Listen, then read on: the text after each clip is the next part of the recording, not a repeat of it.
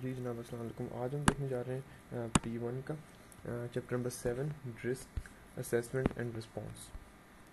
Overview दूंगा इन सब चीज़ों का, आपको अंदाज़ा हो जाएगा इंशाल्लाह। और मुझे आई होप कि आपको पता है यार कि किस तरह, और आप एक दफ़ा इसको पढ़ चुके हो पहले, तो इस वजह से इतनी मुश्किल चीज़ नहीं है ये।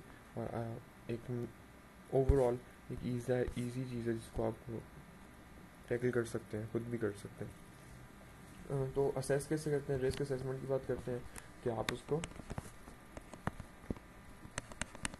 How do you assess the risk। ठीक, कैसे करते हैं? पहले आप करते हैं उसको एनालाइज, फिर प्रोफाइल, फिर कंसोलिडेट। एनालाइज का क्या मतलब है? एनालाइज का मतलब है कि आप उसको पहले देखते हो यार, उसको पहले पूरा उसकी अंडरस्टैंडिंग लेते हो कि वो रिस्क आ किधर से रहा है, उसकी क्या किस पॉइंट से आ रहा है। अगर पैसे वाला के पैसे के रिलेटेड कोई रिस्क है तो वो फाइनेंशियल रिस्क हो जाएगा। तो आप उसको पहले एनालाइज करते हो कि कौन सा रिस्क है, फिर आप उसको प्रोफाइल करते हो। प्रोफाइल कैसे करोगे कि सारे सिमिलर रिस्क तो एक साथ कर दो कि ये करेंसी रिस्क भी इसके अंदर आता है, ट्रांसलेशन रिस्क आ रहा है और इकोनॉमी रिस्क आ रहा है। अब ये सब चीज़ें जो सी इनको आप अलग अलग नहीं रखोगे, आप इनको कहोगे कौन सा रिस्क है, ये फाइनेंशियल रिस्क है। ये सब कुछ फाइनेंशियल रिस्क के अंदर आ जाता है। ठीक हो गया। और कंसोलिडेट करते हो आप पूरे की पूरी इनमें कंसोलिडेशन वाला, मतलब कंसोलिडेशन का प्रोसेस जैसे आपने अब 7 वाला पढ़ा है, उससे मतलब उस तरह की कोई चीज़ नहीं है ये। वैसे आप उनको वैसे कंसोलिडेट करते हो कि यार हमने इतना कुछ दिया हुआ है, आप वो कंसोलिडेट करके मिला दो, सबको जोड़ दो। ठीक हो गया, गुड। आगे आपका तो असेसिंग द रिस्क, ये असेसिंग द इफेक्ट, ये assessing the effects of the risk. सबसे पहले रिस्क असेसमेंट की बात करते हो, रिस्क असेसमेंट एंड डायनामिज्म। उसके बाद रिस्क क्वांटिफिकेशन, फिर उसको आप नंबरिंग में लेके आते हो, क्वांटिफाई करते हो कि कितने नंबर हैं, 1 2 3 जितना भी, उसको रेटिंग देते हो। पहले आपने उसको क्वांटिफाई कर दिया कि ये रिस्क है हमारे पास, उसके बाद नंबरिंग दी, ये सबसे इंपॉर्टेंट है, ये नंबर 2 है, ये नंबर 3 है, ये नंबर 4 है, ये इसकी इंपॉर्टेंट है। फिर आप सेंसिटिविटी एनालिसिस करते हो। मैं इसके ऊपर सेंसिटिविटी एनालिसिस डिस्कस नहीं करूँगा आपसे। और एक इसके अंदर जो चीज़ है वो ये है कि आप जब सेंसिटिविटी एनालिसिस कर रहे होते हो तो खाली सेंसिटिविटी एनालिसिस नहीं होता, एक्सपेक्टेड वैल्यू वाला सिनेरियो भी इसके अंदर लगता है। वो अगर आपको एक्सपेक्टेड वैल्यूज़ याद है तो एक्सपेक्टेड वैल्यूज़ भी इसके ऊपर लग जाती होती हैं। एक्सपेक्टेड वैल्यूज़, और एक्सपेक्टेड वैल्यूज़ आपको पता होगा वो मिनी मैक्स और मैक्सी मैक्स जो सा था,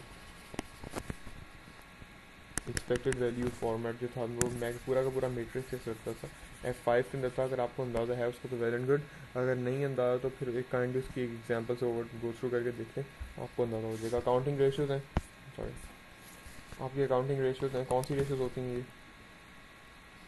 हाँ, एक प्रॉफिटेबिलिटी रेशियोज़ हैं,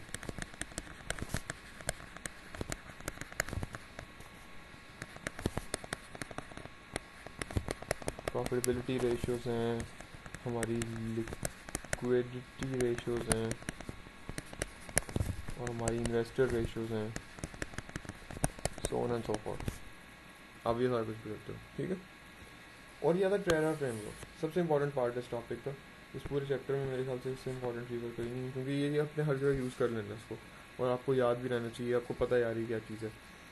अगर इम्पैक्ट लो है, इम्पैक्ट कह लो, कॉन्सिक्वेंसेस कह लो, इम्पैक्ट, मैं तो इम्पैक्ट कहता हूँ। इम्पैक्ट अगर लो है और लाइकलीहुड होने के चांसेस भी कम है, एक्सेप्ट कर लो, मतलब कुछ करो ही ना। फॉर एग्जाम्पल आपको पता है यार P1 के अंदर चैप्टर नंबर 7 जो हम देखने जा रहे हैं, ये पता रिस्क असेसमेंट का पार्ट इंपॉर्टेंट है। और आपको पता है कि उसके अंदर एक्सपेक्टेड वैल्यूज़ का हमने अभी डिस्कस किया, एक्सपेक्टेड वैल्यू का कॉन्सेप्ट हमने यहाँ पे डिस्कस किया। और मैं आपको भी बताता हूँ कि एक्सपेक्टेड वैल्यूज़ इतना इंपॉर्टेंट नहीं है। उसका इम्पैक्ट क्या है, कोई खास इंपॉर्टेंस नहीं है। उसका हैज़र्ड, आप उसका हैज़र्ड देख के उसका कितना इंपॉर्टेंस रखता है, वो क्या कुछ है, आपको क्या इतनी इंपॉर्टेंट चीज़ नहीं है, कोई मसला नहीं है, मैंने आपको बताया। और लाइकलीहुड क्या है, पिछले कभी भी नहीं आया, कभी भी एग्जाम में, किसी एग्जाम में उसने पूछा ही नहीं होगा। तो क्या हो जाएगा, expected values in terms of P1 कुछ भी नहीं है। आप उसको एक्सेप्ट कर लो, मतलब एक्सेप्ट कर लो को यार ठीक है मैंने करना ही नहीं है, छोड़ दो, फेयर इनफ, कोई मसला नहीं। फिर आप बात करते हो रिड्यूस करने की, जिसमें आपका इम्पैक्ट तो फिर भी कम नहीं होता है, इम्पैक्ट कम है अभी तक, इम्पैक्ट आपका लो है और आपका लाइकलीहुड जोन सा है वो बढ़ गया। यहाँ पे क्या था, लो लो,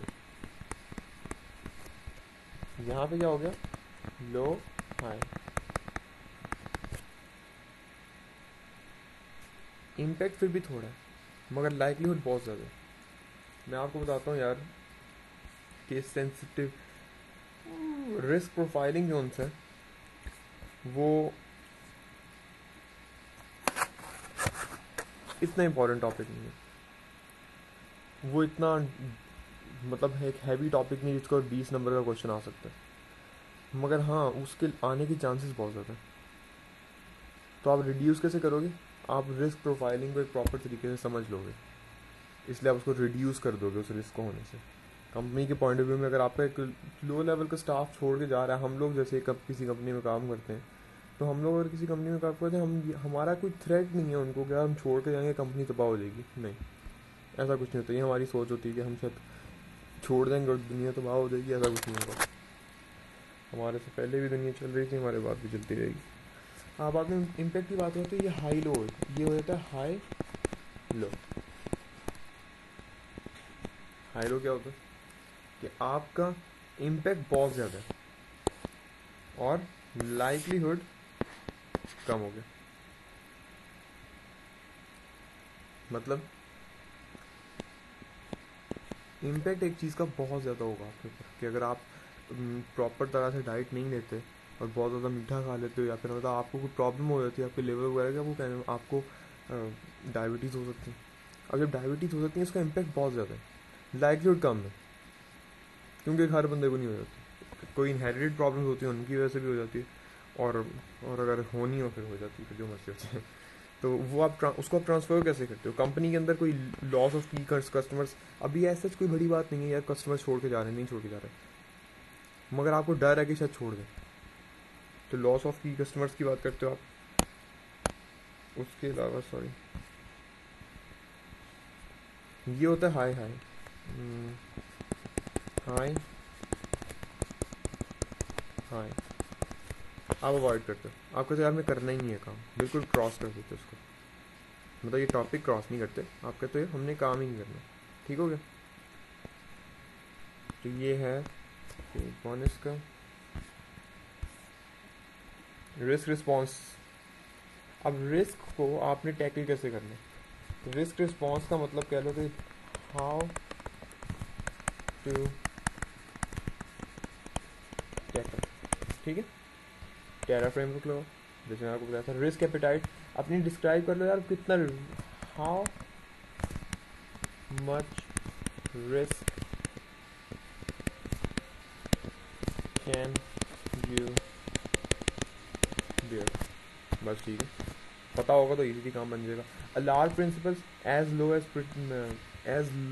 एज रीजनेबली प्रैक्टिकेबल, इसके ऊपर बात कर सकते हो। अवॉइडेंस ऑफ रिस्क, अगर आप पूरा का पूरा रिस्क अवॉइड कर सकते हो गलत है, क्यों,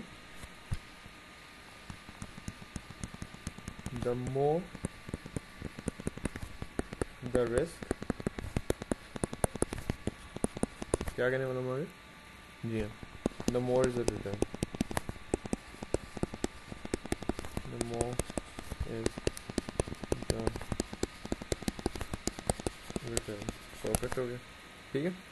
तो अगर आप अवॉइड जितना अवॉइड करोगे प्रॉफिट कम होते रहेंगे, तो अवॉइड नहीं करना आपने, ये गलत होता है। हाँ, रिडक्शन कर सकते हो, रिड्यूस कर सकते हो, कैसे, रिस्क पॉलिसीज बना के, रिस्क मिटिगेट करके। रिस्क मिटिगेशन भी बात इतनी मज़े की नहीं लगती, आप रिस्क मिटिगेट करते हो ठीक है कर लेते हो, मगर रिस्क मिटिगेट करना वो भी वही हो जाता है अवॉइड करने को कहते हैं, क्योंकि मिटिगेट भी है वही उसके मतलब उसका ऑल्टरनेटिव वर्ड यूज होता है। कंटीजेंसी प्लानिंग करते हो तो मुश्किल में फंस जाएंगे, क्या होगा, डाइवर्सिफिकेशन कर दो। डाइवर्सिफिकेशन मतलब invest in different different businesses. ठीक है sir, perfect. Financial risk management, आप इसकी इंपॉर्टेंस पढ़ लो इस पेज नंबर से, इतनी कोई मतलब ऐसी इंपॉर्टेंट चीज़ नहीं है। ट्रेजरी फंक्शन इसके साथ ही नीचे लिखा हुआ, वो भी देख लीजिएगा। रिस्क डाइवर्सिफिकेशन मैंने आपको बताया कि अलग अलग इंडस्ट्रीज़ में जाके आप अगर ऑपरेट करते हैं, अगर अलग अलग अगर आपके पास एक ही कंपनी के 1 लाख शेयर्स हैं तो वो आपको, अगर कंपनी बैंकरप्ट हो जाती है आप फंस जाओगे। मगर आपने हर कंपनी के 10-10 हज़ार शेयर रखे हुए हैं और 100 कंपनीज के रखे हुए हैं, तो 1 लाख शेयर्स हैं, 10 लाख शेयर्स हैं, तो वो जो सारे शेयर्स हैं वो डाइवर्सिफिकेशन है। एक कंपनी बैंकरप्ट होती है, आपको इतना कह लो कि उतना बड़ा शॉक नहीं लगता और आप फंसते ही नहीं हो, आपका खुद का दिवालिया नहीं निकलता। तो डाइवर्सिफिकेशन करनी चाहिए। हेजिंग, रिस्क हेजिंग करते हैं, forwards, futures, option, swaps, others area of hedging, ये सब चीज़ें छोटी हैं, नेटिंग और ये सारा कुछ आ जाता है इस पेज पे, पेज 38 पे। मैंने आपको इसी चीज़ के अंदर, मैं इसके डिटेल में नहीं जाऊँगा। क्यों? पहली चीज़ की ये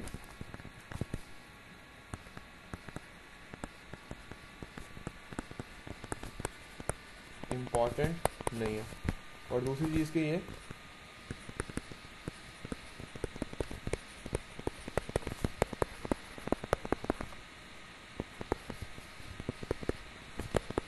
आपने इसको मैंने पहले कर दिया और सबसे लेटेस्ट ट्रेंड में किया, इस वजह से मैं इसके बन जाऊँगा। कंट्रोल एक्टिविटीज़, कंट्रोल एक्टिविटी से पहले क्या चीज़ आती है? ये कंट्रोल एक्टिविटीज नंबर 2 है। नंबर 1 की चीज़ होती है कंट्रोल, जी सही कह रहे हैं, इन्वायरमेंट। हम इसको डिस्कस कर चुके हैं, कंट्रोल इन्वायरमेंट की चीज़ होती है ऐसे ही। परफेक्ट। और स्टेम्सो, ये स्टेम्सो एक निमोनिक है। अगर आप ब्रिटिश स्कूल में आपके लिए निमोनिक है, मेरे लिए निमोनिक। ठीक। सेग्रीगेशन ऑफ ड्यूटीज़, जो कि बंदा कैश ले रहा है उसको उससे अलग करो जो कैश रिकॉर्ड कर रहा है। Perfect. Physical controls, physical controls, security guard बिठाना पड़ेगा आपको, बिठा सकते हो। ऑथराइजेशन, कोई भी आपने ऑर्डर अप्रूव करना उसके लिए ऑथराइजेशन करानी पड़ेगी, ऑथराइज कराओ उसे। मैनेजमेंट कंट्रोल्स, मैनेजमेंट के ऊपर प्रॉपर कंट्रोल होना चाहिए। ये मैनेजमेंट कंट्रोल्स जो से उसके अंदर भी आ जाते हैं आपकी कंट्रोल एनवायरनमेंट के अंदर, कि अगर वो जो काम आप आपके छोटे एम्प्लॉयज़ कर रहे हैं वो मैनेजमेंट भी उन्हीं को फॉलो करके काम करेगी। सुपरवाइजरी कंट्रोल्स, सुपरविजन कैसी हो रही है, सुपरविजन हो रही है तो उसके ऊपर कोई कंट्रोल लगा हुआ है कि हमें पता चले भाई सुपरविजन सही हो रही है नहीं हो रही। उसके अलावा ऑर्गेनाइजेशनल कंट्रोल्स हैं, बड़े जनरल कंट्रोल्स होते हैं। अस्थमेटिकल कंट्रोल्स जो आपके नंबरिंग के रिलेटेड होते हैं, F9 का पार्ट हो जाता है। पर्सनल कंट्रोल्स आपके एम्प्लॉयज़ वगैरह के, आपके इन सब चीज़ों के कंट्रोल्स। हाँ, और एक चीज़ आपने रखनी है, तो cost must not exceed the benefits. इस चीज़ को आप कहते हो कॉस्ट बेनिफिट एनालिसिस। परफेक्ट हो गया सर। तो ये आपका चैप्टर है। आई होप कि चैप्टर आपको क्लियर हुआ होगा, जो कुछ हमने पढ़ा है और जिस तरह हमने किया है। और फिलहाल के लिए इतना ही, इजाज़त दीजिए, अल्लाह हाफ़िज़।